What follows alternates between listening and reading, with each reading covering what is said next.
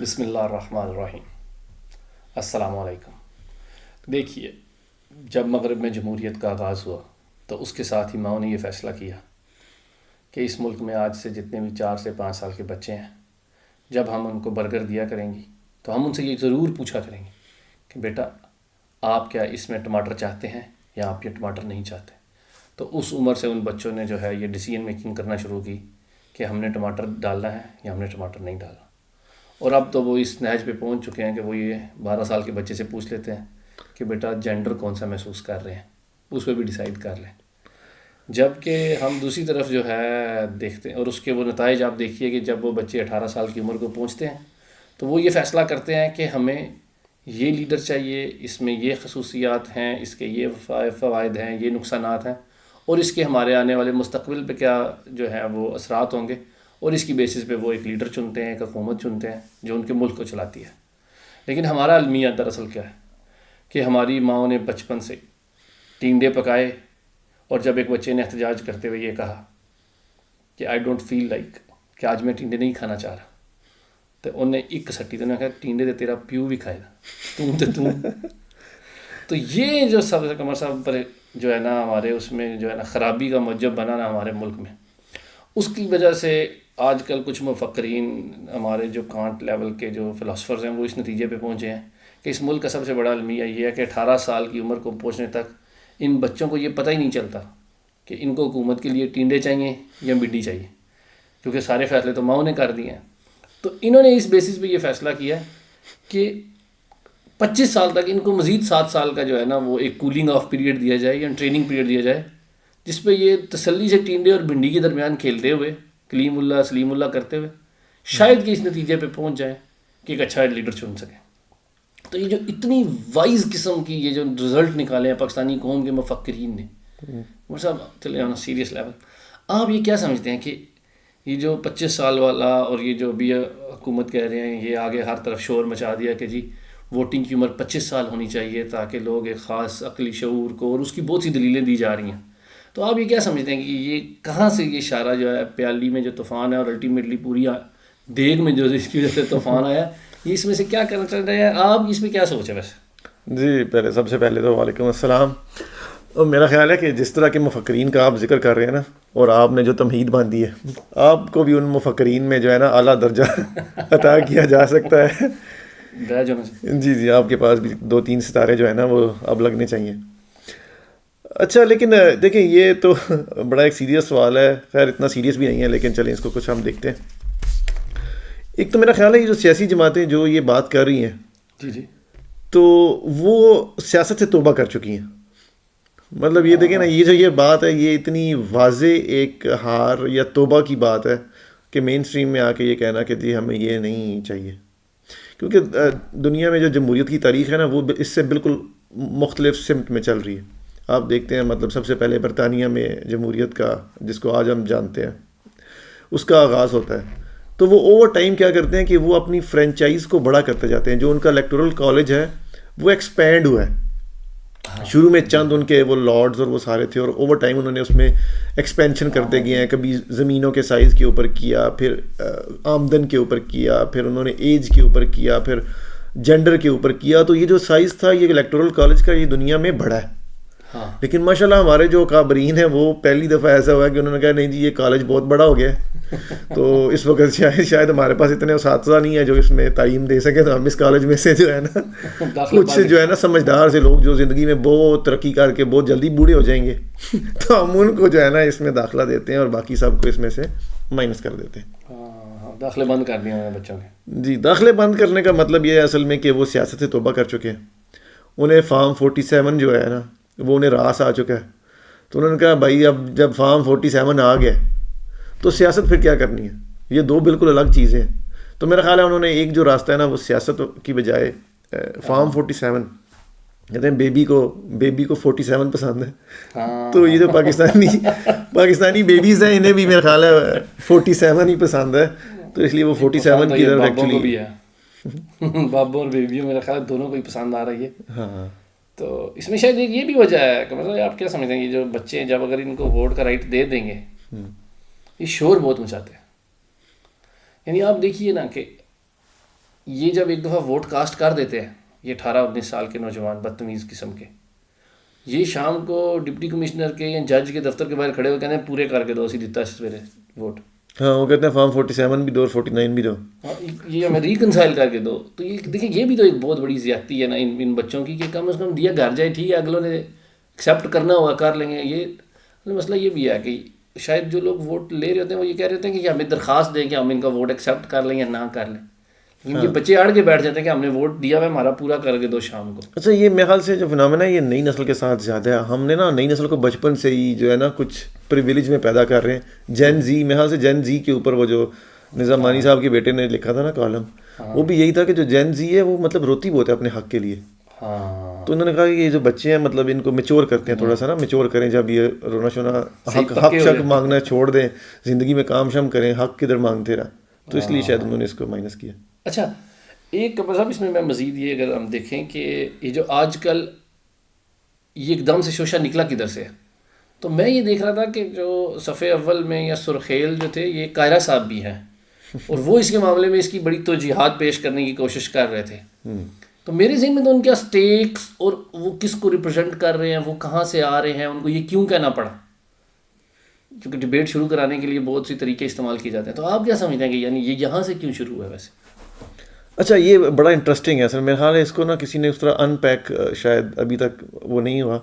تو اس پہ ایک ہم اپنا بھی ویو دیتے ہیں, مطلب لوگوں کے پاس کئی طرح کے اس میں اوپینینز ہیں, چلے ہم اس کو تھوڑا سا ایکسپلور اس کو مزید کرتے ہیں.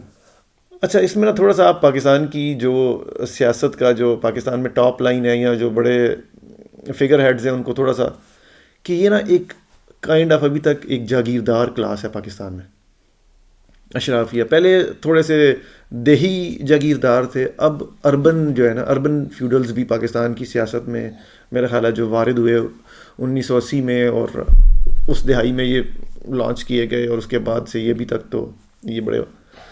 تو میں جو یہ جو اربن اور رورل فیوڈلز ہے نا ان کا جو نیکسس ہے, اور پھر ماشاءاللہ ہماری اسٹیبلشمنٹ بھی اب اس کی سرپرست بن چکی ہے. تو اس میں دو سائڈز تھیں. ایک سائڈ کا جو تھا وہ اسٹیبلشمنٹ نے, اب اسٹیبلشمنٹ تو فارم 47 اور وہ سارا جو پروسیس ہے جوڈیشل امینڈمنٹس وہ ساری انہوں نے کرا کے دے دی.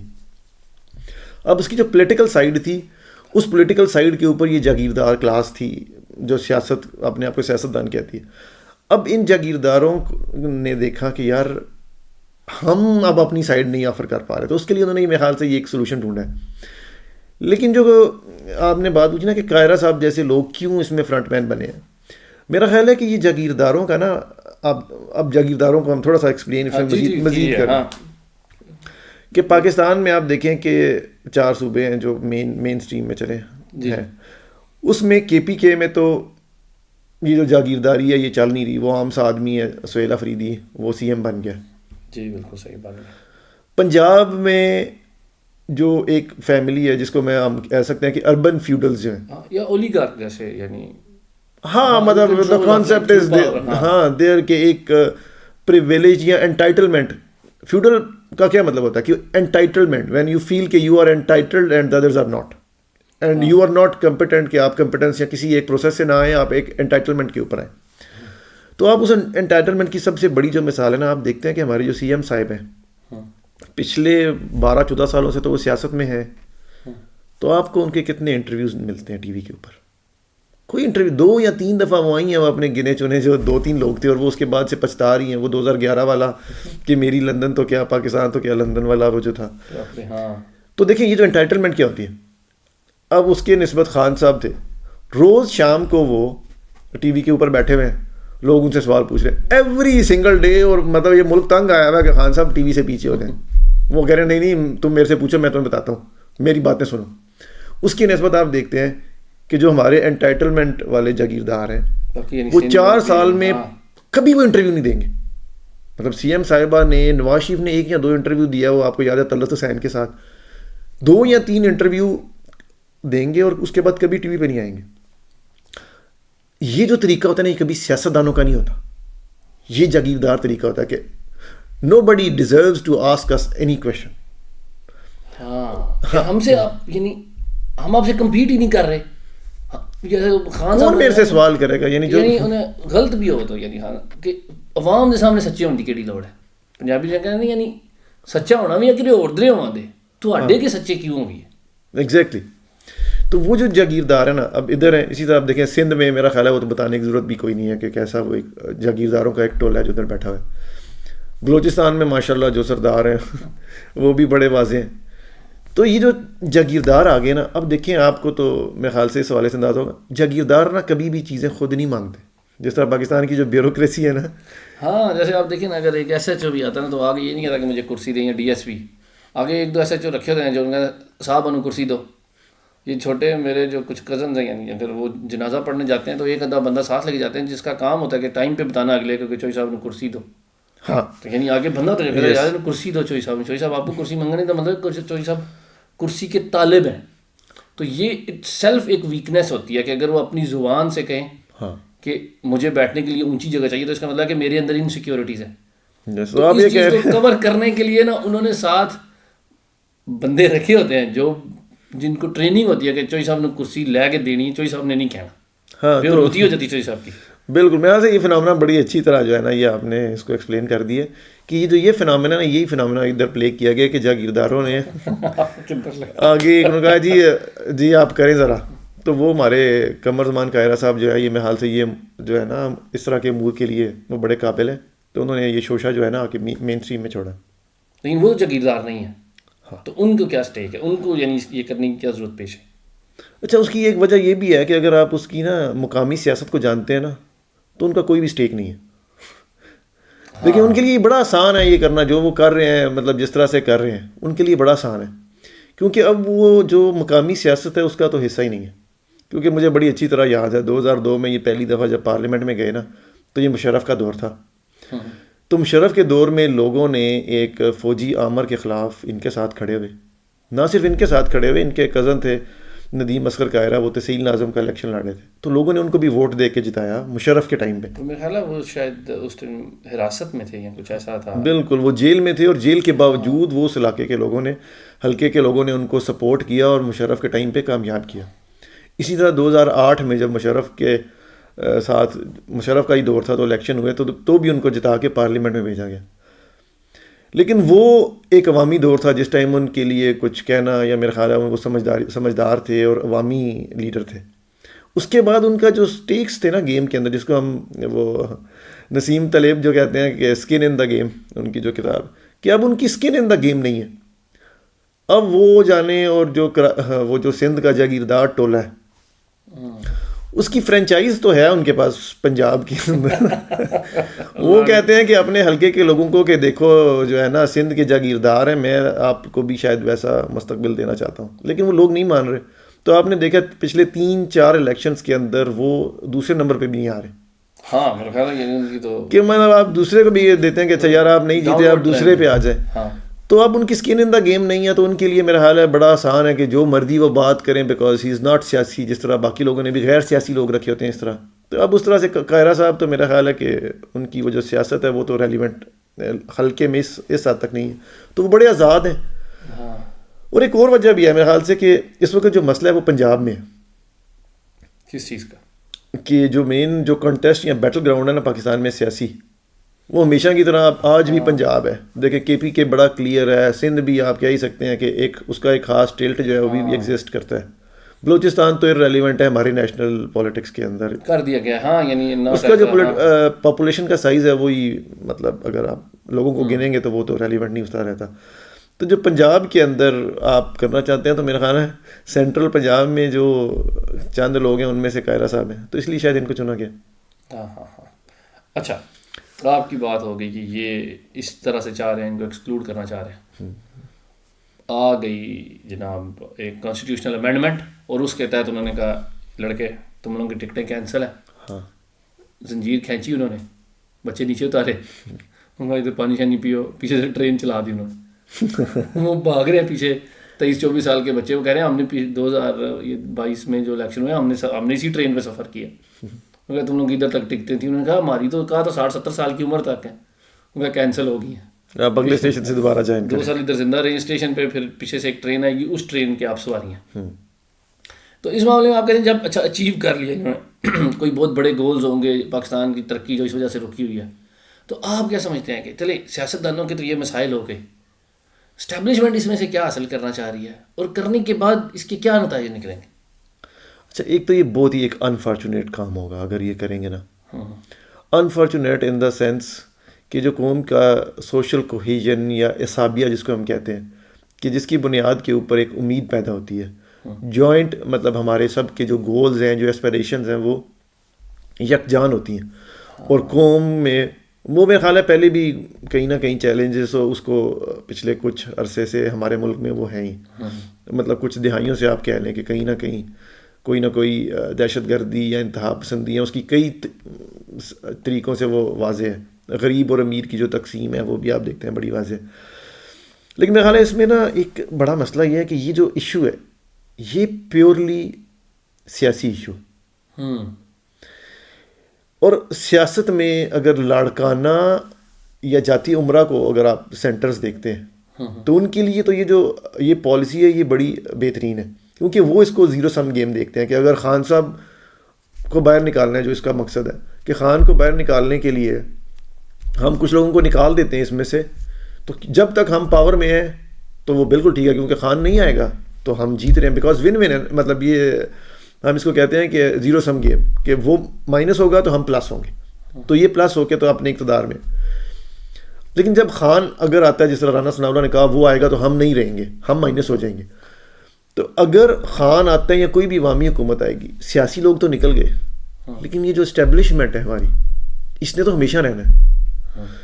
اب جب یہ واضح تاثر ہے ملک میں کہ یہ جو سیاسی چیزیں ہیں, یہ جو سیاسی اقدامات ہیں, یہ بھی پنڈی کی مرضی سے ہو رہے ہیں, جب یہ والی چیزیں ہوں گی تو جو مائنس ہوگا وہ سیاستدان تو ہو سکتا ہے, لیکن آپ کے ملک کی اسٹیبلشمنٹ کو تو ہم مائنس نہیں کر سکتے, اور نہ اس کو ہونا چاہیے, کیونکہ وہ تو ساری قومی ایک ہمارا قومی ادارہ ہے اور ہماری قومی پہچان ہے, ہمارا قومی فخر ہے. ہاں, اور اس کے بغیر ایگزسٹنس کسی ملک بھی نہیں, یعنی دنیا میں اس کا سیاسی ہونا تو ایک مسائل ہو سکتے ہیں, لیکن اس کا جو نہ ہونا ہے, بالکل, یعنی وہ ویکیوم تو ایگزسٹ ہی نہیں کر سکتا. تو اس کو خاص طور پہ اس یوتھ کے ساتھ, مطلب آپ یوتھ کو جو کہہ رہے ہیں کہ آپ جو ہے نا سمجھدار نہیں ہیں, اصل میں تو یہی کہا جا رہا ہے کہ آپ بے وقوف ہیں. اب اس کا ایک ڈپلومیٹک طریقہ کہنے کا کہ آپ بے وقوف ہیں. اب یہ جو بے وقوف ہیں, جیسے ہی یہ جو ابھی نیریٹو ہے نا, ابھی تو انیشل سٹیج کے اوپر ہے, جب بھی نیریٹو میچورٹی کی طرف جاتے ہیں نا, اور ان کے سائڈوں کے سے ان پہ یلغار ہوتی ہے, تو یہ بڑے کروڈ ہو جاتے ہیں. تو آپ دیکھیں گے کہ اوور ٹائم اگر یہ اس کو آگے لے کے جاتے ہیں نا, تو اس میں یہ الفاظ استعمال ہوں گے کہ وہ بچے بے وقوف ہیں, وہ ایسے ہیں, وہ ایسے ہیں. سو سیاستدان تو جنہوں نے سیاست سے توبہ کر لی ہے, ان کے لیے تو کوئی مسئلہ نہیں ہے یہ الفاظ استعمال کرنا یا ان لوگ اس نسل کے ساتھ یہ ایسوسیٹ کرنا. لیکن کیا ہمارے قومی ادارے بھی یہ مطلب افورڈ کرنا چاہتے ہیں کہ وہ پوری ایک 7-8 سال کے جو میچور بچے ہیں, 7-8 سال کی ایج بریکٹ کے اندر, ان کو وہ بے وقوف کہہ دیں؟ وہ ایسے لوگ ہیں جو اپنے گھروں کے اس وقت بہت سے لوگ جو ہیں وہ ذمہ دار بن چکے ہیں, جو اس ملک کی معیشت میں حصہ لے رہے ہیں, جو صبح شام مزدوری کر رہے ہیں, جو ٹیکس پیئر ہیں. لیکن 18 سال کا بچہ جب ٹیکس پیئر ہے, ہاں یعنی اسٹیٹ کا اس کا ایگریمنٹ ہے, ہاں یس, وہ ٹیکس دینے کا پابند ہے, لیکن وہ اس کی ڈیسیژن میکنگ کے اندر وہ نہیں ہے. تو وہ والی آپ کی جو پالیسی ہیں, وہ بیسک وہ جو تھا نا سب سے بنیادی اصول کہ نو ٹیکسیشن وداؤٹ ریپریزنٹیشن, تو آپ نے اس کو بھی وہ ختم کیا اور کہا کہ جی کیونکہ تم بے وقوف ہو. تو اب اسٹیٹ کے ادارے جب اسے یہ کریں گے تو میرا خیال ہے اس کی وہ جو دل کے اندر جو رنجش ہے نا, وہ کافی لانگ ٹرم ہو سکتی ہے. اچھا, اس کا ایک تو یہ پہلو ہے. دوسرا یہ ہے کہ دیکھیں ہم لوگ جو بات سمجھتے نہیں ہیں نا, وہ یہ ہے کہ پاکستان میں دنیا کا سب سے بڑا یوتھ کا بلجار ہے. یہ 2 دن پہلے میں وہ ایک ریسرچ پڑھ رہا تھا جس میں پریڈکشن تھی, کیونکہ ابھی آپ نے دیکھا کہ چائنا کے پاپولیشنز کے نمبر پچھلے سال کے پبلش ہوئے, تو اس میں نیکسٹ یہ کہہ رہا تھا کہ 2028 میں پاکستان جو ہے وہ چائنا کو سرپاس کر سکتا ہے ان ٹوٹل نمبر آف برتھس, کہ جو بچے اس ملک میں پاکستان میں پیدا ہوں گے شاید وہ چائنا میں پیدا ہونے والے بچوں سے زیادہ ہوں گے. یہ آپ نے زیادتی کیا قمر صاحب, یہ جو آپ نے شاید کا لفظ استعمال کیا, ہم نے دنیا کو اور بہت سے کاموں میں نراش کیا, اس کام میں ہماری قوم نے کبھی نراش نہیں کیا. تو یہ 28 میں لکھ لیں آپ. تو آپ سوچیں دنیا کا سب سے بڑی یوتھ جو ہے وہ پاکستان میں اگر پیدا ہو رہی ہے, جو مطلب, اور آج سے 25-30 سال بعد تو وہ, اور 25-30 سال تو آپ دیکھتے ہیں ملکوں کے لیے کچھ بھی نہیں ہوتے. دنیا کی سب سے بڑی آبادی ہونے کا بھی ہمارے پاس اس ایج بریکٹ کے اندر ہم دنیا کی سب سے بڑی آبادی بن سکتے ہیں 20-25 سال بعد. تو آپ یہ سوچیں کہ وہ ان کے جو ماں باپ ہیں یا جو مطلب جن کے ہاں یہ بچے پیدا ہونے کی عام طور پہ وہ اس میں آ رہے ہیں, تو وہ اس ملک میں فیصلہ اگلے 8 سال تک وہ فیصلہ نہیں کر سکتے کہ وہ کدھر جائے گا ملک.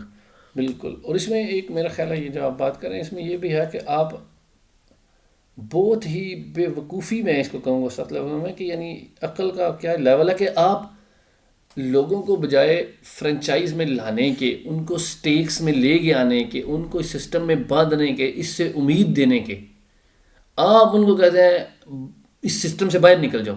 وی ڈونٹ یعنی اور جو پاکستان کے چیلنجز ہیں جو گلوبل آپ دیکھیے وہ کھڑے ہیں, اس نے کہا بالکل ہر طرف اس ٹائم جو ہے چیزیں کتنی ریپڈ موو کر رہی ہیں مڈل ایسٹ میں ہمارے ارد گرد.